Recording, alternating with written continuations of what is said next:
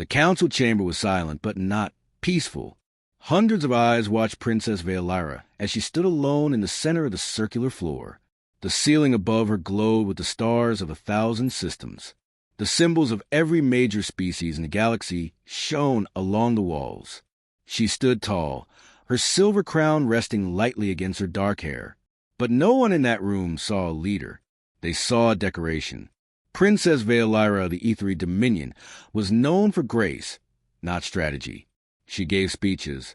She opened trade summits. She attended ceremonies. She smiled at the right time and spoke with perfect control. War was not her role. At least, that was what everyone believed. The border crisis had changed everything. 3 outer colonies had reported strange fleet movements near their territory. Supply ships had vanished. Listening posts had gone dark. No one claimed responsibility. But everyone knew something was coming. The Galactic Council had demanded proof. "Show us your strength," they had said, "or we reconsider your defensive status." For the Aethery Dominion, that was close to an insult. And now, all eyes were on their princess. An elder from a Vorten collective leaned forward. His voice was calm but cold. "Princess Veolyra, your empire must appoint a strategic commander for joint review. We recommend one of your senior admirals." Soft murmurs filled the chamber. Veolyra did not move at first. Her hands were steady at her sides. She already knew what they expected. They expected her to nod, to obey, to select one of the decorated war veterans standing behind her. Instead, she spoke clearly. "I have chosen my mentor." The chamber quieted. "And who?" asked another council member. "Has the honor of preparing you?" She turned slightly. Near the back of the chamber, leaning against a column as if he did not belong there, stood a human. Commander Elias Rowan. No medals covered his chest. No glowing insignia marked his rank. He wore a simple dark uniform. His hands were folded behind his back. His face showed no emotion. Some council members shifted in discomfort. Humans had a reputation. They were creative, unpredictable, hard to intimidate, sometimes difficult to control. Veolyra's voice did not shake. "I choose Commander Elias Rowan of Earth." For a moment, no one reacted. Then the chamber erupted. "A human? This is reckless." Deathworld tactics are not refined strategy. You risk humiliating your empire. One alien ambassador even laughed openly. Veolyra did not raise her voice. "He is my choice." All attention turned to the human. Elias Rowan did not bow deeply. He did not rush forward. He simply stepped into the light. His eyes met Veolyra's for only a second. There was no softness there, only assessment. The Vorten elder narrowed his eyes. "Commander Rowan, do you accept responsibility for training a royal heir?" Elias spoke in a calm, steady tone. "I accept." The chamber quieted again. "But," he added, "I have one condition." Suspense spread through the room. Veolyra did not look surprised. She had already heard it in private. For 100 days, Elias said, "She is not a princess." The words felt heavier than any weapon. Murmurs returned, but softer now. "What does that mean?" someone demanded. "It means," Elias replied, "no titles, no attendance, no ceremony, no special treatment." His gaze remained on Veolyra. She trains as a soldier. She learns as a strategist. She fails without protection. The council members exchanged uneasy glances. This was not how royal heirs were handled. This was not safe. The Vorten elder leaned back slowly. "Princess Veolyra, do you agree to these terms?" There was a pause. Veolyra removed her crown. The sound of metal touching stone echoed lightly as she placed it on a nearby table. Gasps filled the chamber. "I agree," she said. For the first time, something changed in the room. The laughter stopped. The smiles faded. Because now this was not ceremony. Now this was risk. Elias nodded once. "Training begins at dawn." Without asking permission, he turned and walked toward the exit. Veolyra followed. She did not look back at the council. The massive doors closed behind them with a deep, final sound. Inside the chamber, Silence returned. An advisor leaned toward the Vorton elder. This will damage her reputation. Another spoke quietly. Humans do not train gently. The elder watched closed doors for a long moment. Or, he said slowly, it will damage us. No one answered him. Far down the corridor, away from the glowing chamber, Veolara walked beside Elias. For the first time in her life, no guards followed her. No attendants hovered nearby. The palace halls felt larger than usual. Are you afraid? Elias asked without looking at her. She considered the question carefully. Yes, she answered honestly. He gave a small nod. Good. She frowned slightly. Good. Fear means you understand the cost, he said. They stopped before a simple transport lift. Inside, there were no royal symbols, no decorations, just metal walls. For the next 100 days, Elias said quietly, no one will protect you from failure. The lift doors opened. The training sector waited below. Veolara stepped inside first. Above them, back in the council chamber, private communications began spreading. Predictions were made. Betting systems activated. Many quietly concluded the same thing. A ceremonial princess. A human instructor. 100 days. It would end in disaster. And the galaxy waited to watch her fall. Pie. The first morning began before the lights of the palace had fully brightened. There were no attendants waiting outside Veolara's chamber. No ceremonial robes laid across polished tables. No crown.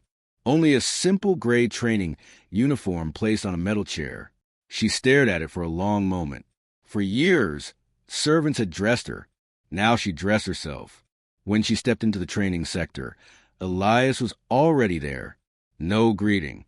No bow. Late, he said calmly. She looked at the clock on the wall. She was exactly on time. You said dawn, she replied. I said before dawn, he answered. He turned and walked away. That was the first lesson. The first week stripped away comfort. Her sleeping quarters were moved from the royal wing to a narrow room near the training hangar. The bed was firm. The air was cooler. Meals were simple and timed. There were no speeches, no formal announcements, just drills, physical endurance in low-gravity chambers, balance exercises while alarms blared unexpectedly, hours inside tactical simulators where enemy fleets moved faster than she could think. At first, she relied on instinct. She attacked too soon. She ordered counterstrikes without full data. She defended her decisions loudly when they failed. Each time, the simulation ended in defeat. And each time, Elias only said one word. Why? The first time she answered quickly. Because they were advancing. Why did they advance? She hesitated. The next time she failed, she grew frustrated. They outnumbered us. Why did they outnumber you? Her jaw tightened. By day 10, she realized he was not judging her. He was dismantling her thinking. On day 14, she lost a simulated colony because she reacted emotionally to a provocation message. The enemy fleet had sent insults about E3 weakness. She ordered immediate retaliation. The result, resource exhaustion and collapse.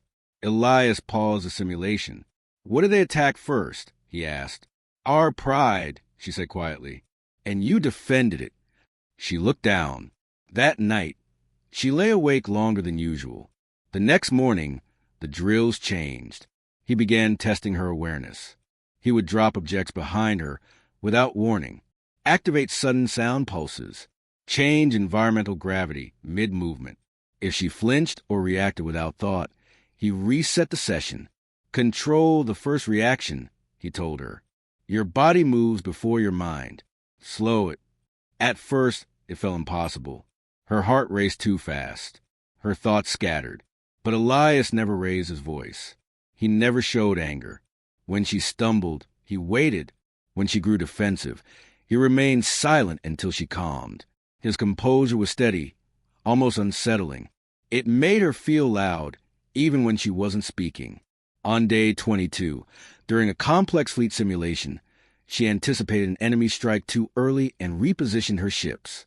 The enemy did nothing. Her fleet drifted out of formation. She lost again. Elias stepped beside her. "You are trying to prove yourself," he said. She did not answer.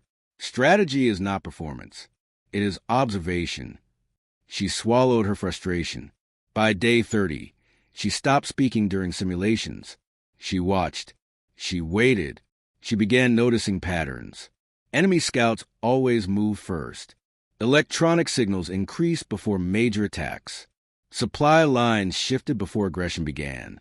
For the first time, she did not respond immediately. She delayed. She gathered data. And sometimes she did nothing at all. On day 35, the enemy fleet taunted her again. She ignored them. 2 minutes later, their formation shifted slightly to the right. She noticed.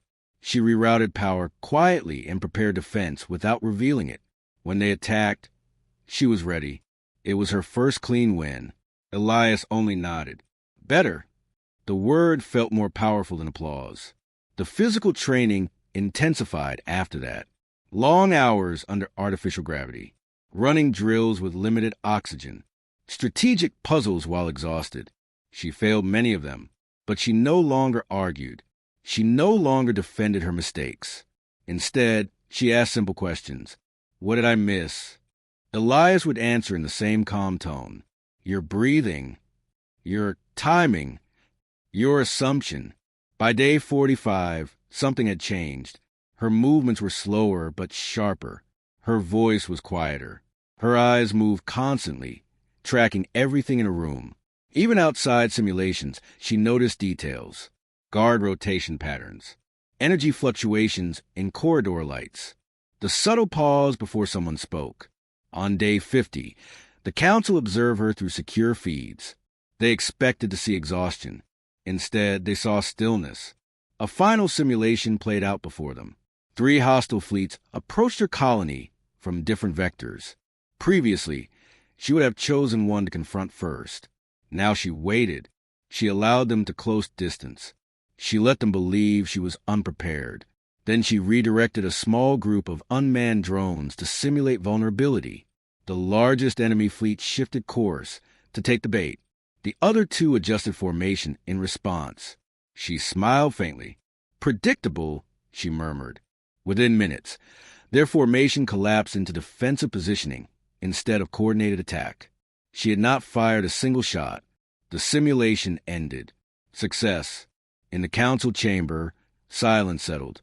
One advisor leaned forward. She is not reacting, he whispered. Another nodded slowly. She is calculating. Back in the training room, Elias studied her carefully. You hesitated, he said. She shook her head. No, I waited. For the first time, something close to approval softened his expression. Good, he said. Veolyra no longer felt like someone trying to protect her pride. She felt like someone studying a board before moving a single piece. And far above them, in the high chambers of the Galactic Council, unease began to grow. The princess they had expected to fail was disappearing. Something quieter was taking her place. By day 51, the training changed again. The physical drills did not stop, but they were no longer the focus. Elias brought Veolyra into a dark strategy room filled with floating data screens. Lines of trade routes, energy grids, and communication networks stretched across the air like glowing webs. This, Elias said quietly, is where wars are decided. She studied the projections. These are civilian systems. Yes, he replied, and that is why they matter. He introduced what he called human strategic principles. Win before the fight begins, he said. She listened carefully. If the enemy cannot move, cannot coordinate, cannot resupply, the fight ends before it starts. He moved his hand through the projection. Supply routes dimmed. Fleet movement slowed. Disable capability not lives, he continued. A destroyed ship creates anger. A powerless ship creates surrender. Veolyra felt the weight of that. And remember this, Elias added, his voice steady. Information is stronger than weapons. From that day forward, her lessons shifted toward systems, not soldiers. She learned cyber strategy. She studied how fleets communicated, how commands were encrypted, how panic spread faster than missiles. She traced how resources flowed from factories to frontline ships. At first, it overwhelmed her. The networks were complex. Every decision affected 10 others. She misjudged power redistribution and caused a simulated blackout that hurt her own colony. Elias did not criticize. "Where did the failure begin?" he asked. She reviewed the logs. "In assumption," she said finally, "I assumed their supply was limited. And it was not." "Good," he said. "You are learning to question yourself." By day 60, she began mapping deception patterns. Instead of confronting enemy fleets directly, she altered sensor data. She created false fleet signatures. She simulated retreat while secretly strengthening defensive lines. During one simulation, an advanced AI commander adapted quickly and countered her diversion. She did not panic. She fed it incomplete data. The AI miscalculated. It overextended. She shut down its logistics chain quietly. Victory. The Council began requesting access to her sessions. Observers from different species watched through secure feeds. At first, they expected aggression. Instead, they saw patience. On day 68, she allowed a hostile fleet to cross halfway into her territory without response. An observer whispered, "She is hesitating." Elias remained silent beside her. Veolyra watched the fleet's energy output spike. She redirected minor infrastructure power to civilian shields, masking it as routine maintenance. The enemy misread the signal as weakness. They accelerated. When they entered the inner zone, their navigation systems glitched. Supply coordinates scrambled. Their own targeting arrays began reading friendly vessels as obstacles. She had never touched their ships. She had touched their data. The fleet withdrew in confusion. No casualties. The observers fell quiet. By day 75, she no longer looked for approval after victories. She simply reviewed performance logs and asked for adjustments. "Your move on minute 4 was slow," Elias noted once. She nodded. "Because I was waiting for confirmation." "Trust your prediction," he replied. Trust. That word stayed with her. On day 82, a combined species AI cluster was deployed against her. It adapted to every tactic she used before. It learned from her delays and anticipated her patience. For the first time in weeks, she lost.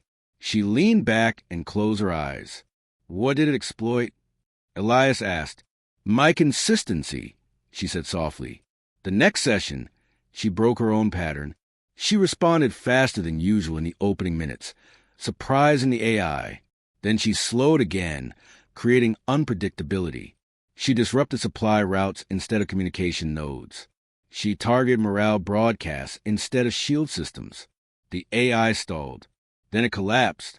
By day 90, whispers spread across the council chamber. She is not attacking, one ambassador said.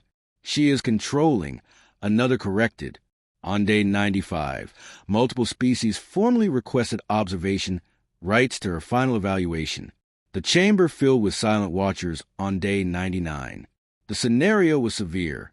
3 coordinated enemy fleets, electronic warfare interference, economic sabotage within her home system, civil unrest simulations triggered simultaneously. The timer began. In the past, she would have chosen one threat first. Now she did nothing for 20 seconds. Some observers shifted nervously. Then she began issuing quiet commands. Civilian networks rerouted to isolate unrest triggers. Emergency reserves redirected without public alarm. She injected false targeting data into one fleet, causing it to slow. The second fleet attempted to flank. She exposed corruption data within their command chain, triggering internal distrust. The third fleet accelerated in confusion. She did not engage them. She disabled their supply synchronization instead. Fuel reserves misaligned. Ammunition transfers halted. Communication delays widened. 7 minutes passed. 9 minutes. All 3 fleets stalled, unable to coordinate, unable to strike, unable to retreat effectively. Not one simulated weapon had fired. The system declared total strategic paralysis. The chamber was silent. No cheers. No applause. Just quiet understanding. Elias looked at her, but said nothing. She stood calmly, reviewing the data as if it were routine. In the high chamber above, the council members exchanged long glances. This was no ceremonial heir playing a command. This was something else. The council realized she was no longer thinking like royalty. She was thinking like a human commander. Day 100 did not feel like a celebration. It felt like judgment. The Grand Strategic Chamber was filled beyond normal capacity. Representatives from 12 major species occupied the upper tiers. Observers from smaller systems watched through secure projections. Even independent trade coalitions had requested access. At the center of the chamber stood a single command platform. Princess Veolyra stepped onto it, without a crown. She wore the same gray training uniform. No royal markings. No ceremony. Across the room, Commander Elias Rowan stood against the wall, silent as always. A senior council moderator raised his hand. "This will be a live multi-species strategic trial," he announced. Real-time adaptive simulation. No preset outcomes. The air shifted as the projection field activated. Stars filled the space around Veolyra. Fleet markers appeared in red. "Scenario begins," the moderator said. Immediately, 3 hostile fleets formed a triangle around her home system.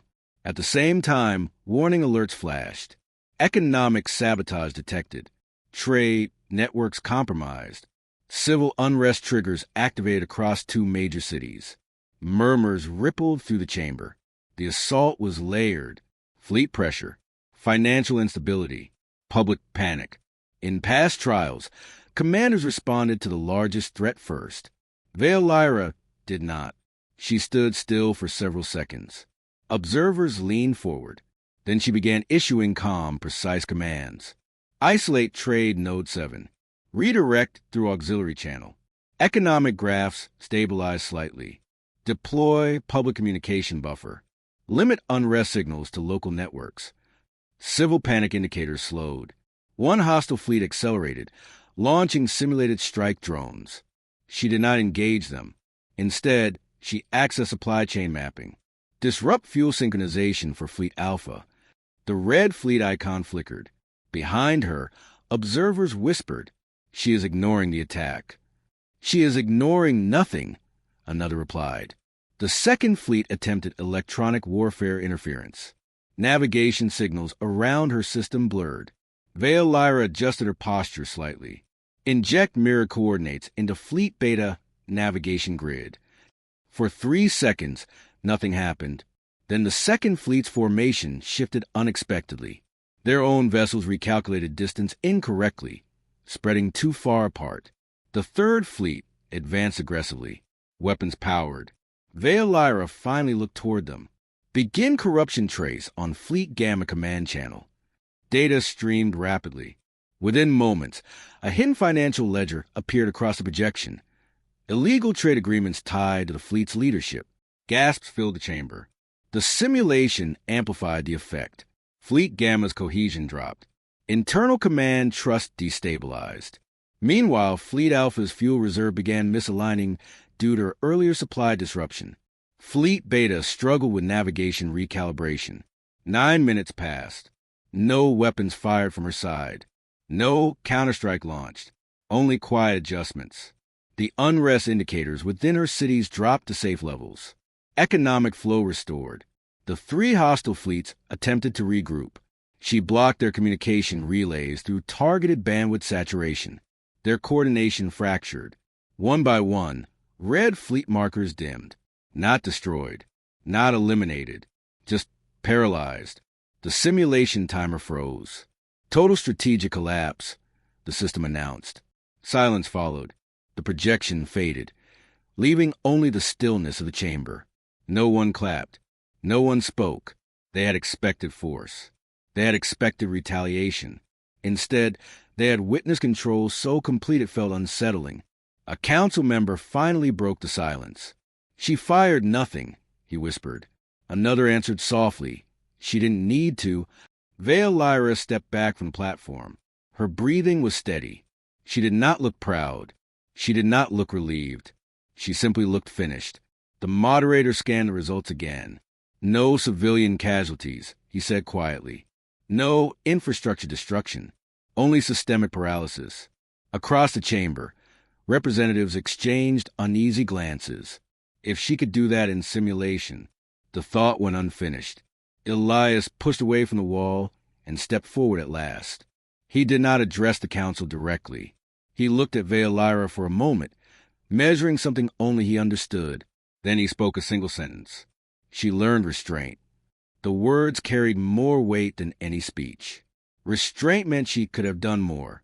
Restraint meant she had chosen not to. The realization settled heavily over the room. The princess they once doubted now stood as something far more dangerous than a conqueror. She was disciplined. She was patient. She was precise. And most of all, she was controlled. The chamber remained silent long after the trial ended, because they understood what had changed. Not just her skill, her philosophy. Power was no longer about dominance. It was about decision. And Princess Veolyra now knew exactly how much force was necessary, and exactly how much was not. Months passed after day 100. The council chamber returned to routine debates. Trade agreements resumed. Public attention shifted to other matters. But in quiet military channels, something had changed. Princess Veolyra no longer attended strategy meetings as a symbolic presence. She led them. Reports flowed through her command center daily. Fleet rotations, supply audits, communication scans. She reviewed everything with the same calm focus she had learned during those 100 days. Then the alert came. Outer Dominion space. Unidentified vessels. Pirate-class signatures. At first, it seemed minor. Small groups often tested borders, looking for weak patrol zones. But this time was different. The pirate armada moved in coordinated formation. 6 heavy carriers, multiple support craft, electronic interference already disrupting minor trade routes. They believed the Dominion was still ceremonial. They believed the stories of training were exaggerated. They expected hesitation. Veolyra stood in the central command room as a holographic map displayed the red fleet icons entering her territory. Officers watched her carefully. "Shall we deploy strike wings?" one asked. She studied the formation quietly. "No," she said. A message channel opened to the pirate flagship. Her voice transmitted clearly across open space. "You have entered protected Dominion territory. Disengage immediately." Silence followed. Then laughter echoed through the channel. A rough voice responded. "Or what?" The signal cut. In the command room, tension rose. "They are charging weapons," an officer warned. Veolyra's expression did not change. She gave a series of short, precise commands. Initiate supply chain disruption on pirate fleet. Deploy navigation interference protocol. Lock targeting systems through encrypted saturation. Her hands moved calmly over the console. On the projection, the pirate fleet advanced. Then something flickered. One carrier's weapon systems dimmed. A second ship's engines misaligned. Communication chatter spiked wildly as their channels filled with overlapping signals. Weapons offline. A Dominion technician confirmed. Engine response failing across 4 vessels. The pirate flagship attempted to turn. Its navigation grid scrambled. Coordinates shifted randomly across their system. Inside the pirate command bridge, confusion replaced confidence. They had not been attacked. No Dominion ship had fired. Yet their systems were collapsing. Back in Dominion space, Veolyra issued one final command. Expose fleet command financial logs. Within seconds, intercepted data streams broadcast evidence of internal theft and hidden profit schemes across pirate ranks. On the pirate channels, shouting erupted. Accusations spread faster than orders. Their formation broke completely. Dominion command. The pirate leader transmitted at last, voice tight. "We surrender." Total elapsed time, under 6 minutes.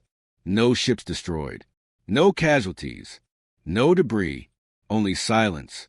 In the Galactic Council chamber, emergency observers watched the replay in disbelief. They did not engage physically. One ambassador murmured. "They neutralized them," another replied. The official report was entered into the archives. Ethery Dominion, Tier 1 strategic power. Annotation added quietly by multiple species. Human trained doctrine. In the weeks that followed, border incidents declined sharply, not because the Dominion had become aggressive, but because everyone now understood. They did not need to fire. One afternoon, as routine briefings concluded, a young cadet approached Elias in a quiet corridor of the Dominion command station. The cadet hesitated before speaking. "Commander Rowan?" Elias turned slightly. "Yes." The cadet glanced toward the strategic display screens, where Veolyra calmly reviewed fleet reports. "Why teach them this?" the cadet asked. "Why give them that level of control?" Elias considered the question carefully. He looked through the observation window at the vast stars beyond. "Because if someone is going to hold power," he said slowly, "they should understand its cost." The cadet frowned slightly. "And if they don't?" Elias' expression remained steady. "Then they shouldn't have it." Across the room, Princess Veolyra adjusted a fleet rotation schedule, ensuring patrol routes avoided civilian trade lanes. Her movements were precise, measured, deliberate. Months ago, the galaxy had expected disaster. They had predicted humiliation. Instead, they had created something far more unsettling. A leader who could dismantle an enemy without hatred. A ruler who could paralyze a fleet without destruction. A commander who chose control over dominance. The galaxy had not feared the ethery princess when she wore a crown. They feared her now, because she no longer ruled by title. She ruled by decision.